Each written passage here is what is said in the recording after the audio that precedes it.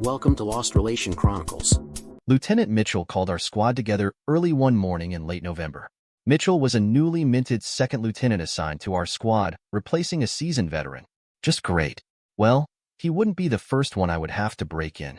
Intel had provided us with information that 3 hostages had been taken, one a young American woman by the name of Emily Thornton, by a terror outfit operating some 200 kilometers from our base. She was being held hostage for a ransom from her family. Our squad had been selected to intervene and attempt to rescue. We were taken to a site approximately 5 clicks from where they were being held. It took us about 40 minutes to make our way to the site. Lieutenant Mitchell ordered me and my spotter to take position on a small hillside, some 600 meters from the front of the building, while he and the remainder of the squad made their way to the rear. I am a sniper in the United States Marine Corps, holding the rank of gunnery sergeant.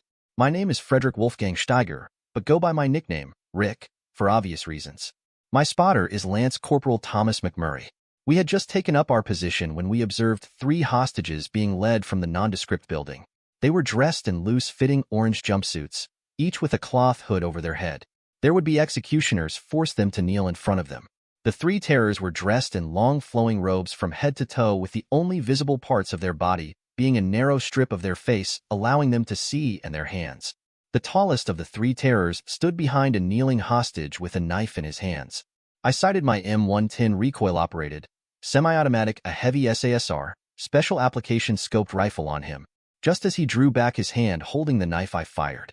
Before the 7.62 round struck him in his forehead, I had sighted and fired at the second target, and then at the third man. My spotter whispered in my ear, "Target 1 down, 2 down, 3 down." In the space of less than 1.5 seconds, 3 men lay dead in the dirt. "Where is the guy, the camera?" I asked McMurray. 20 meters to the left, he answered. I quickly found him in my 30mm scope, just as he was rising to his knees with a pistol in his hand. Before he could fire, I shot him in the back of his head. Then both of us heard sounds of flash-bang grenades followed by gunfire from the building. Lieutenant Mitchell emerged from the building and signaled the 2 of us to come down and join him. By the time we arrived at the scene, the 3 hostages had had their hoods removed, and our combat medic pharmacist, Mate William Collins, affectionately known as Doc, was treating them. As I walked up, Mitchell said to me, "Just had to shoot them in the head, didn't you, Gunny? You know how hard that makes identifying them, don't you?" "Yes, sir, I do. But you never know what kind of body armor they might be wearing under those heavy robes." "Headshots are sure kills, sir," I replied. Proving my point, I went over to one of the dead terrors and moved his clothing aside, revealing a high-tech Kevlar vest. "If I had shot him in his chest from where I was, I doubt it would have stopped him, sir." "You're right, Gunny. I should know better than to question you. We'll take some blood samples, fingerprints, and see if the forensics boys can ID them." "Oh, there is 3 more dead in the house. Appears one of them had his tool bitten off, and he bled to death. Simpson killed the other 2. We'll remain here for a while, Gunny. You and the doc transport the hostages back to base." The lieutenant had no sooner finished speaking to me when I heard the distinctive sounds of the rotors of the Sea-Knight helicopter as it approached. As we boarded, Doc came over and shouted in my ear. The 3 of them were pretty heavily drugged up to make them compliant as to what was going to happen. I've given them something to counteract what they were given. The 2 younger ones are not doing too well. I'll stay with them, but you'll have to handle the older one. When she begins to come out from under of the effects of what she was given, she'll be disoriented and scared. Do what you have to do to keep her calm," he instructed me. Sure enough, some 15 minutes after we took off for our flight back, she began regaining her faculties, stood up, and started struggling and flailing her arms around. I managed to wrap her up in my arms and pull her down onto my lap, whispering calming words in her ear. She soon settled down, but every time I tried releasing her, she began struggling again. I had no choice but to continue holding her against my body for the remainder of the 90-minute flight back to base. Once I looked past the dirt and dried tears on her face, I saw she is a very pretty young woman. Over the next 90 minutes, I had time to reflect back on my life that had brought to this moment. I was almost 15 years old when my dad left on one of his extended business trips one morning. As he did every time he left on one of these trips, he took me aside and said to me, "Rick, be sure to take good care of your mom and sisters for me while I am gone. You are the man of the house until I come home." "I will, Pop. I promise you I'll take care of them," I replied. Little did I realize then how much that promise would impact my life. My father never came back. It was the middle of winter, and a severe ice storm had struck the just day before he left. The roads were still icy, and his car hit a patch of black ice. Unable to regain control, he crashed into a large tree. We were told he died instantly.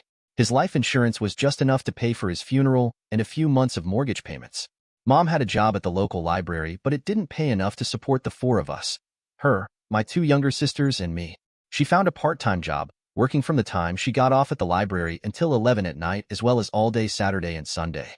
Even with that added income, we only just managed to scrape by. Working all those hours soon took a toll on her. She was always tired and fast becoming worn out. As soon as I turned 15, I got a part-time job working at the market after school and on Saturdays. I gave everything I earned to my mother. It helped, and she was able to cut back on some of the extra hours she was working. When I turned 17, I left the market and got a job on the loading dock of the local factory. I worked the night shift from when school let out to midnight. It paid a whole lot better, and with that income, Mom was finally able to quit her part-time jobs. Even with working all those hours, I still did well in school. So well that I was the valedictorian of my high school class. My guidance counselor encouraged me to take the SATs, and I had a perfect score on the mathematics portion and missed a perfect score on the verbal section of the exam by 2 points. I had offers from several universities and colleges. I soon realized that even with a full academic scholarship, we wouldn't be able to afford the incidental costs. Besides, my mom and sisters depended on my income from the loading dock at the factory to make ends meet. My sisters were still too young to get jobs, so I decided to forget college and continue working at the factory. I was bound and determined to keep the promise I made to my father. Then the economy went south and the factory was forced to close. There were no other jobs available. I decided to investigate the military. The Marine Corps appealed to me, so I enlisted. When I told my mom, she was not happy. But she reluctantly became convinced when I told her I would be getting 3 meals a day 7 days a week. All my clothing would be provided, and I would have free health care as well as being able to enroll in online courses for college credit. I made arrangements to have most of my monthly pay sent home for Mom and my sisters to replace what I had been earning at the factory. I was sent to Parris Island, South Carolina, for basic training. It was tough. I kept my eyes and ears open and did what I was told without any questions or arguments. The first time we went to the rifle range, I had a ball. I had always been blessed with excellent eyesight and great eye-hand coordination, so I did real well at the range. My drill instructor was impressed with my uncanny ability to group my shots within 1/4 of an inch on any target at any range from 200 out to 400 yards using just the iron sights of the weapon. I did so well that upon completion of boot camp, I was sent to sniper school.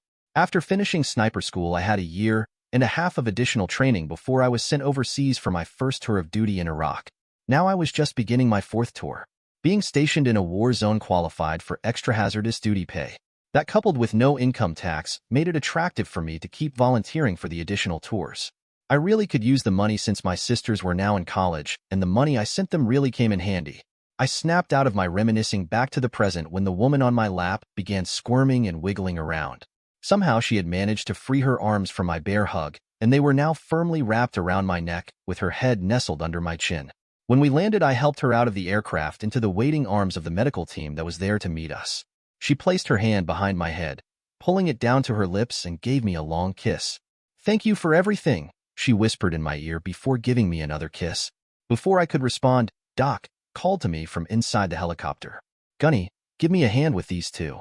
They're still in pretty bad shape." Returning to the aircraft, I re-entered. Doc was struggling with 2 terrified young girls that appeared to be in their early to mid-teens. They had been severely traumatized by their ordeal and now found themselves surrounded by strangers. No wonder that they were hysterical and refusing to move. Doc picked up the older of the 2, exited the helicopter, and I followed, carrying the other young girl. They were both crying and clutching at us as we walked to the medical staff.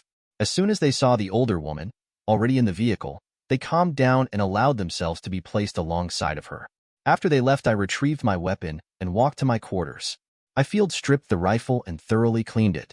After showering and changing into a clean set of BDUs, I walked over to the hospital. Stopping one of the medical staff, I asked if I could see Miss Thornton. A doctor heard my request and walked over to me. "Afraid not, Gunny. We ran a blood test on her to determine what she had been given. Those scumsuckers loaded her up with all kinds of crap. It'll take at least 24 hours to flush her system out before we even let the intel boys debrief her. Best guess is that you'll be able to see her in about 2 or 3 days." "Thanks, doctor. Will you tell her I came by to see her? She doesn't know my name, so just tell her I'm the guy from the helicopter." "I can do that," he responded. I woke up to find a nurse standing over me. The first words out of my mouth was to ask where was I and what day was it. Well, it's just after 4 in the afternoon, and you were brought in yesterday morning, Tuesday, just before 11 in the morning, I was told. You have had a rough couple of days, but by all indications you're going to be just fine. Are you up to a couple of visitors? I was asked. I guess so. I answered. Good afternoon, Miss Thornton. I hope you're feeling better. I'm Major Williams, and this is Captain Collins. To set your mind at ease, your parents have been notified of your rescue and safe return. I have made arrangements for you to talk with your father as soon as we are finished here. We are with military intelligence, and we have some questions for you if you're feeling well enough to answering them for us. I guess so. What you do want to know. Why don't we start from when you were captured and taken hostage and go from there? Okay. After all those men broke into the facility, I was working they went from room to room shooting anyone who resisted. When they came upon me, I was counseling 2 young girls who had been sexually abused. I heard one of them say that I was the one they were looking for. Their leader remarked that I should be worth at least $10 million. They tied and blindfolded the 3 of us. We were placed in a truck, and they drove for what seemed like hours, finally stopping at rundown 2-story building. They separated us, and I was placed in a room with who I assumed was the leader since he was the one giving the orders. He wanted me to give him BJ, but I refused. He forced himself on me. I bit down, hard. He screamed and tried to pull away from me. I just bit down harder. He began beating me on my head, but I refused to stop biting him. 2 of his men ran into the room and tried to pull me away from him. Finally, one of them punched me so hard I lost consciousness. When I regained my senses, my mouth was full of blood. I spit it out along with the large pieces of flesh and skin. One of the men came into the room, slapped me, and forced me to drink a bottle of water. After some minutes, I began to feel really funny. That's the last thing I remember until I regained my senses sometime later. I was in some sort of a helicopter and sitting on a man's lap. He had his arms wrapped tightly around me, telling me everything was going to be okay. I felt safe and secure in his arms. I nestled close to him as he continued to whisper calming words into my ear. That's pretty much all I can remember until you walked into my room. Now can you help me fill in the blanks? Major Williams told me that I had been kidnapped and held for ransom by a terror outfit faction that controlled that part of Iraq. The man who tried to force himself on me was Mohammed al-Shari, who commanded that faction. He bled to death from you biting him. I was told. His companions were so incensed by your actions that they decided you had to die. The water you were forced to drink contained a toxic mixture of drugs designed to make you unable to resist or fight for your life. Captain Collins told me that I was saved from being decapitated by a Marine sniper who shot my executioner and 3 others before they could harm me or the 2 teenage girls. Who was the man with me in the helicopter? It was the same man, Miss Thornton, Gunnery Sergeant Frederick Steiger, Major Williams interjected. What else can you tell me about him? Not much, I'm afraid, Major Williams continued. All we know is that he is very good at what he does. He is just beginning his 4th tour here. Never takes any leave to go home between tours.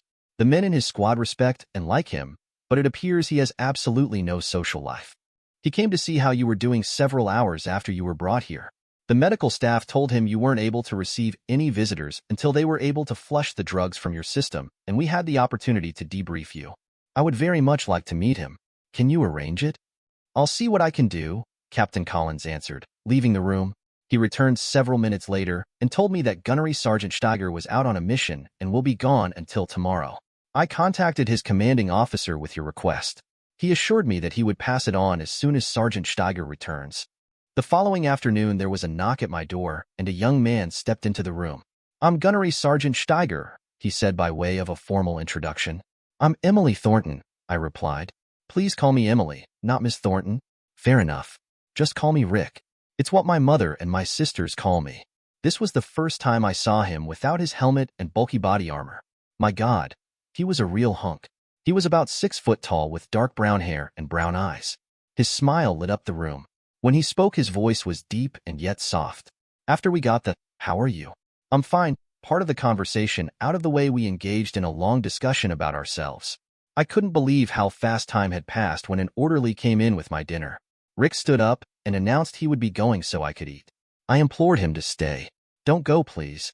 I can eat this cold. I would very much like to continue talking with you." He sat back down, and we continued our conversations late into the evening. I confided to him my life as a spoiled little rich girl. The only reason I was in Iraq was that my grandfather insisted that I do something to help others before coming into the trust fund he had established for me. I told Rick how much the short period of time I spent here had opened up my eyes to what was really important in life. Then he briefly recounted his life from the time his dad died up to the present. I was amazed how much he had sacrificed in order to fulfill the promise he made to his father. When he finally did leave, I gave him a thank you kiss. As soon as he left, I missed him something terrible. I never believed in the old cliché, love at first sight, until today. I wanted to love him, and I wanted him to love me, too. Then I began eating my dinner. Nothing ever tasted as good as that cold food.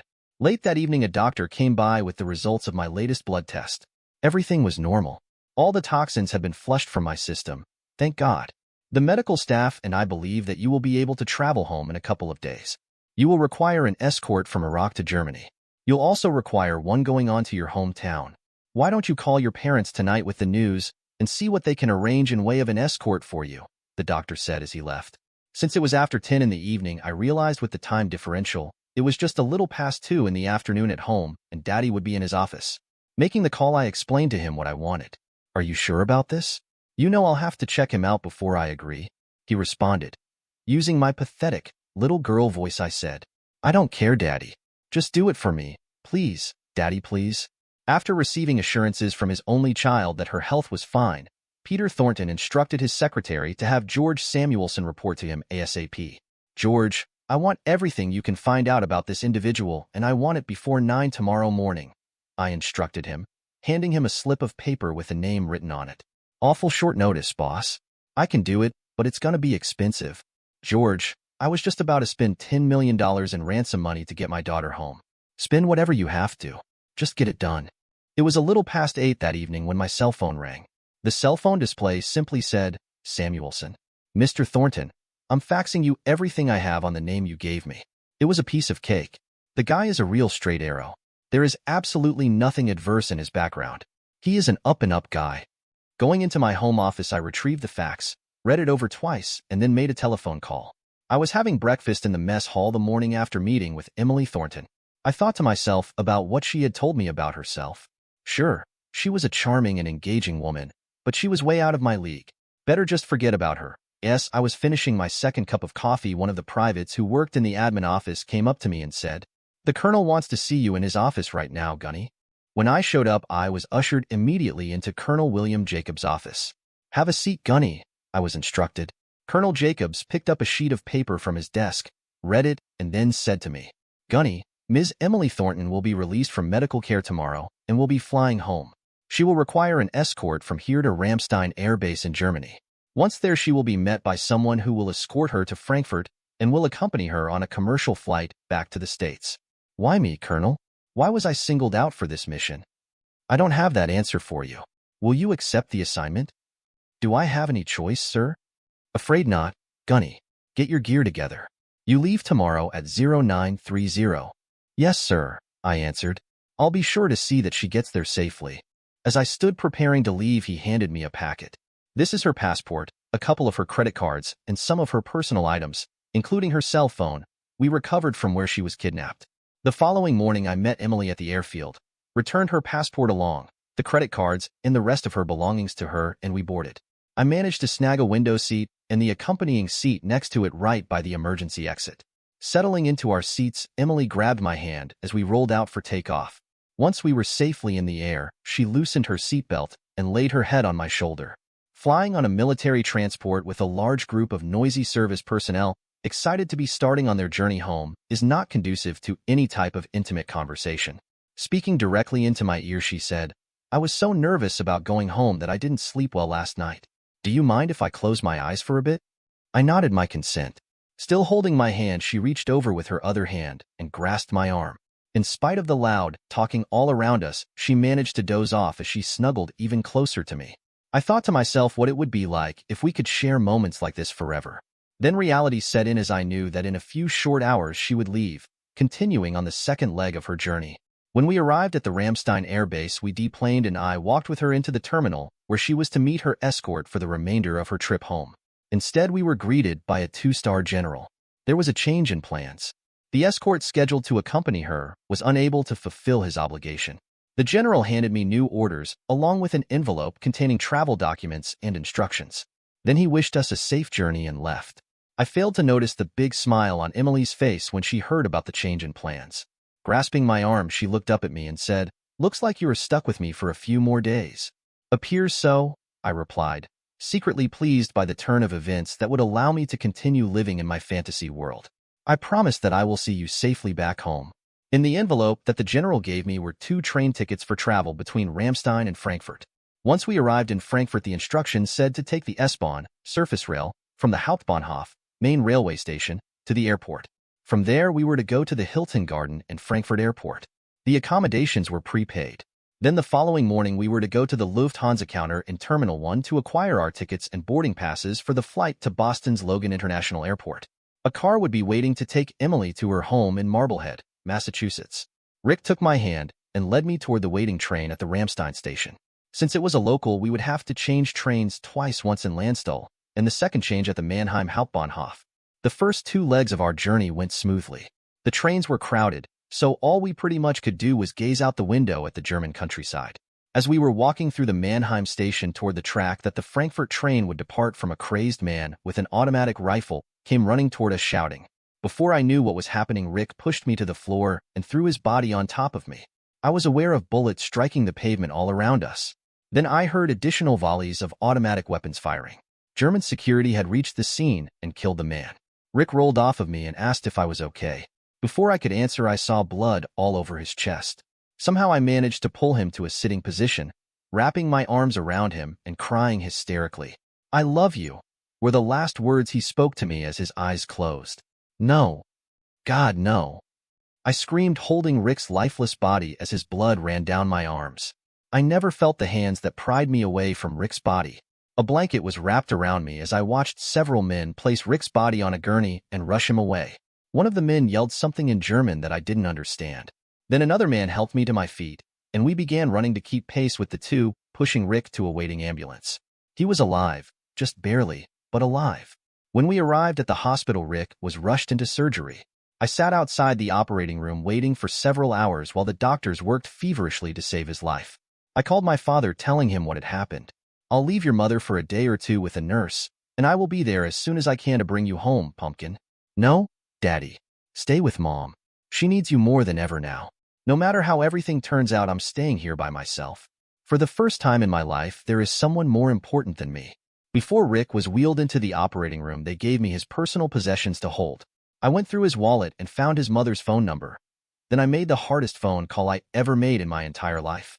"Hello, Mrs. Steiger. My name is Emily Thornton. I have some very bad news about your son." I explained to her the circumstances that resulted in her son being shot. She started crying, so I gave her several moments to compose herself. As soon as she settled down, I continued telling her that her son was in surgery, but the prognosis was not encouraging. I told her to get her passport and go to the airport. I would arrange to have an airline ticket waiting there for her. When she told me she didn't have a passport, never needed one, it complicated things. This was a problem my father, even with all of his connections, could not fix. I promised her I would call her immediately with any news of a change in his condition as soon as I learned of it. 5 hours later, I called her back.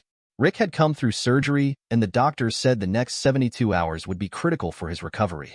I called every few hours with updates on his condition. We soon were on a first-name basis. No more Mrs. Steiger. She was now Barbara, and I was Emily. The hours stretched into days, and the days into weeks before he was well enough to be released from the hospital. Now it was me who would be escorting him home. I secured a car and driver to take us to Frankfurt Airport. I didn't want to take the train. Too many bad memories. When we were safely on our way, I told Rick that I would take him home first, and then would make my own way home afterward. He looked at me and simply said, "No. I made you a promise that I would see you safely back to your home, and I fully intend to keep my word." When we arrived at the airport, I had the driver drop us off at the square, where the Hilton Garden Inn was located. Our original reservations had long since expired, so I had called ahead to secure new ones. I was told that there was only one room available. I had no choice but to book it. We checked in at the front desk and went up to our room. Rick opened the door for me and stepped into the room after I entered. "Oh, looks like we have a problem," he remarked. "There's only one bed. Well, I'll just sleep on the floor. It won't be the first time, or, if you prefer, I'll spend the night in the lobby." "You'll do neither, Rick. It's a king-size bed. Plenty of room for the 2 of us. I promise not to attack you in the middle of the night." But that's a promise I may not be able to keep, I smirked. It took all the willpower I possessed, but I was able to keep my word. Darn it. I woke early the next morning before Rick. After showering and dressing, I slipped out of the room for a few minutes and made a call to my father. I had forgotten about the time differential, and his phone rang for quite some time before he answered. After I explained I was fine and everything was okay, I said to him, "Daddy, I have a big favor to ask." I told him what I wanted. He said he would do what he could. When I re-entered the room, Rick was just getting up. "Come on, sleepyhead. We have a plane to catch." It was just a short walk from the hotel to Terminal 1 and the Lufthansa desk. I had already made arrangements for our flight back to Boston/Logan, so checking in was a snap, especially since we were flying first class. With our boarding passes in hand, we cleared the security checkpoint and proceeded to the departure gate. Not long afterward, we boarded and took our seats. Rick looked at me and with some wonder in his voice said, "Really, Emily, really? First class?" Flying home in first class with Emily just reaffirmed my earlier belief. This woman was way out of my league. I mean, 2 first-class tickets probably set her back at least $7,000. This girl spent money like there was no tomorrow. Yep, way out of my league. 8.5 hours later, we arrived in Boston. After clearing passport control and customs, we entered the arrival hall where Emily spotted someone she recognized. Taking me by the hand, she introduced me. "Rick, this George Samuelson, my dad's right-hand man. George, this is Gunnery Sergeant Frederick Steiger, the man who saved my life. Twice." George shook my hand vigorously, slapped me on the back, and said that Mr. Thornton would have accompanied him, but that Emily's mother was still recovering from surgery and he did not want to leave her alone. He walked us out of the terminal to the short-term parking lot and, after placing our luggage in the trunk of his car, we set off for Emily's home in Marblehead, Massachusetts. A little less than an hour later, we pulled up to a wrought iron gate that swung open, allowing us to drive up to the house. We had no sooner stopped and gotten out of the car when the front door opened and an older man rushed out of the house. Enveloping Emily in his arms, I heard him say, "Thank God you are home safely, Pumpkin. Your mother and I have been so worried about you." Releasing Emily, he grabbed me in a bear hug and exclaimed, "You must be the man who saved my daughter's life. There is no way I'll ever be able to repay you, but I will damn sure try." Taking me and Emily by the arm, he walked us into the house. Sitting in a wheelchair in the foyer with a blanket over her legs was a woman I took to be Emily's mother. As soon as Emily saw her, she broke free from her father and rushed over shouting, Mom, what are you doing out of bed? Are you okay?" George said something about another surgery. Before Emily could get another word out, her mom pulled her onto her lap, hugging and kissing her. "Calm down, Pumpkin, calm down. Yes, I have had several surgeries. The first was 2 days before you were kidnapped. It was partially successful, but it encouraged me to continue in the hopes of walking again. The second one was just about the time you were to originally come home. That is why your father was unable to go and get you. The final one happened just a few days ago. The doctors told us, looking at Emily's father, that there is no reason I won't be able to resume a full and active life in a few months." With Emily pushing her mother's wheelchair, her father took my arm, and we followed them into the sitting room. Emily proceeded to tell her parents the entire story from the time she was taken captive until we arrived in Boston. She did leave out a little of the more descriptive parts of her captivity. I don't think her mother or father could have handled the part of how Muhammad al-Shari died. When she recounted the incident at the railway station in great detail, both her mother and father had horrified looks on their faces. They interrupted her narrative to ask me how I was. Had I recovered? After reassuring them that I was well on my way to a full recovery, Emily finished her story. At that moment, a member of the household staff announced that lunch was ready. After eating, I asked Mr. Thornton if he could have George take me back to the airport as I wanted to fly home to my mother and sisters. He replied, "I am afraid George is not available right at the moment. He is running an errand for me at this time. As soon as he returns, we will see about reuniting you with your family. Let's all go back to the sitting room," Emily suggested. "We can sit by the fire for a while and relax. My wife and I have planned a party tonight to celebrate Emily's safe return. We want you to be a part of this celebration. Please say you will stay," Emily's dad implored. "I appreciate the invitation, and under any other circumstances I would say yes. But I have not seen my mom and sisters in over 3.5 years. I'm kind of anxious to get going," I said as I stood. "No, Rick, you have to stay," Emily exclaimed as she clutched my arm. That same sentiment was echoed by a voice from behind me. I turned to see my mom standing there. She rushed over, and the next several minutes were filled with hugging, kissing, and a lot of tears. I will admit a lot of those tears were mine. "However did you get here?" I mean, I don't understand how did. Emily and her father arranged all of it. I received a telephone call very, very early this morning from Mr. Thornton, telling me to pack enough clothes for a week and for your sisters to do the same. I had to explain that both of your sisters were taking their final exams at the university. I knew they would drop everything to come, but I also knew that they had to stay behind and finish their tests. Mr. Thornton had arranged for a car to pick me up and take me to the airport. This nice man, she continued, nodding at George, picked me up and drove right here. We'll leave you two to catch up with each other, Peter said, escorting his wife and Emily from the room. Boy, did we ever catch up with what had happened since the last time I saw them. Mom told me both my sisters were finishing their last semester of college. They were still living at home for the time being. Rick, I want you to stop sending money home. I don't need it anymore. I've been promoted to oversee the entire library system for the county. The job comes with a substantial bump in salary. You have made enough sacrifices in your life for me and your sisters over the years. You have more than kept your promise to your father. He was so very proud of you. But now it's time for you to think about yourself. Just then Mom's cell phone rang. It was Robin, the older of my two sisters, calling to find out where Mom was. Mom told her what had happened and Robin was so excited, screaming and yelling for Linda to come to the phone. Mom handed me her phone and, as soon as the two of them had calmed down, I was able to tell them what had been happening. After I had finished explaining everything, I asked about their exams. They both had finished 2 of their final exams and had 3 more to take to complete the term. As we finished talking, I told them to study hard and I would see them in a few days. Later that afternoon, Emily reminded me about the party for that evening. It was to be held at the country club and was to be a semi-formal affair. Please wear your dress uniform for me. I want to show you off to everyone, she exclaimed, kissing me on my cheek as she skipped off. When we arrived at the club, it appeared that the party was already in full swing. Mr. Thornton, pushing his wife in her wheelchair, let us in. Emily had grasped my arm as we followed. George Samuelson escorted my mother right behind us. Holy crap, there had to be over 100 people in the room. As soon as the crowd saw us, they erupted into cheers and hand-clapping. Evidently, Emily was a very, very popular young woman. We were soon mobbed by well-wishers and admirers. Emily was overwhelmed by her friends. She tried her best to include me, but it was soon apparent her friends were really not interested in me. There was one guy. He was introduced to me as Quentin Reynolds, as he proceeded to shoulder me aside to embrace Emily. I thought he was a little too familiar and intimate with her. To her credit, she slipped away from his embrace and rejoined me. Old boyfriend, ex-old boyfriend, she whispered. As he moved along, he gave me a snotty and condescending look. After the crowd of well-wishers dissipated, Emily excused herself to the ladies' room. I took the opportunity to step outside onto the patio for a breath of fresh air. Standing there, I thought to myself just how insufferable some of these people were. Many of them didn't even acknowledge my presence in spite of Emily's attempts to include me in the conversations. Standing at the edge of the patio, overlooking the darkened golf course, someone grabbed me by the arm, spun me around, getting in my face, said, "I want to speak to you, a-hole. I don't know who you think you are," with Emily falling all over herself, hanging on your arm and everything. "You think just because you saved her it means something. My tax dollars pay you do that. You're nothing but an ignorant, stupid jarhead. You are not even close to being in her class."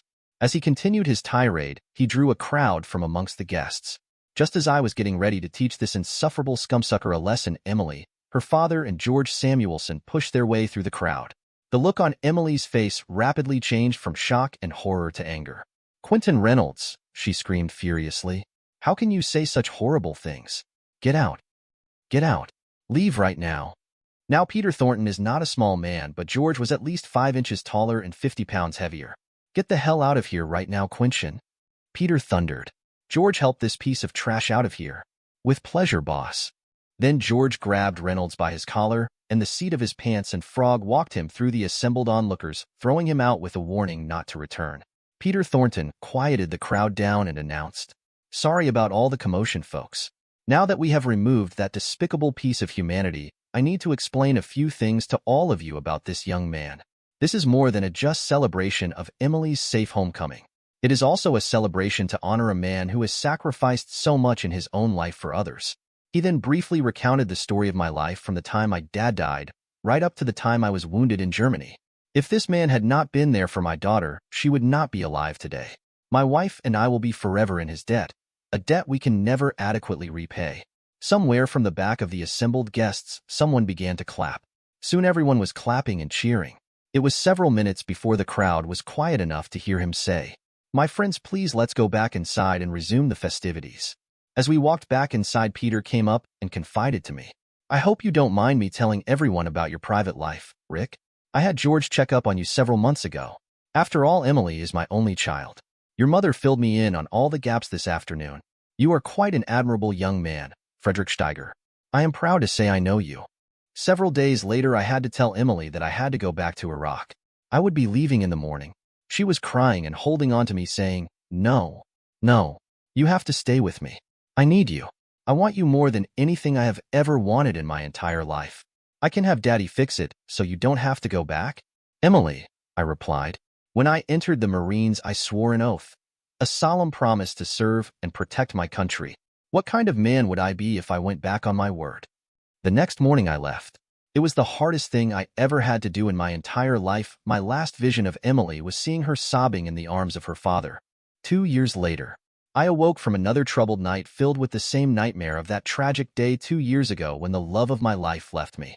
The spot next to me in bed was empty. I could hear sounds of my new husband, of only 1 month, in the kitchen preparing breakfast for the two of us. He soon returned carrying a tray with coffee and buttered toast. Sitting on the edge of the bed, he handed me a mug of piping hot coffee and a slice of toast. After I finished my coffee, he placed my empty mug on the night table. "Was it the same nightmare?" he asked. I nodded my head yes, but the frequency of it has dropped significantly since our wedding. "Emily, it's been 2 years now. You have got to let it go. It wasn't your fault. No one blames you. But I blame myself. If I hadn't been so selfish, it never would have happened. All I ever thought about was me, me, me. Everything I ever wanted, I got. Truth be told, I'm not unhappy about having the nightmares. They serve to remind me of just how much I could have lost. Now, I just need you to hold me." My husband got back into bed, rolled over to me, and held me tightly in his arms, whispering the same comforting words he had said the night before as he calmed me down from my nightmare. I began kissing him as my hand began caressing his naked shoulder. My fingers lingered lightly over the scars left by the 2 bullets that had struck him as he lay on top of me, protecting me that afternoon over 2 years ago. Looking into his eyes, I whispered, "I love you so very, very much, Rick. Just hold me and never let me go." Dear listeners, please share your thoughts in the comments section below, and don't forget to like, share, and subscribe.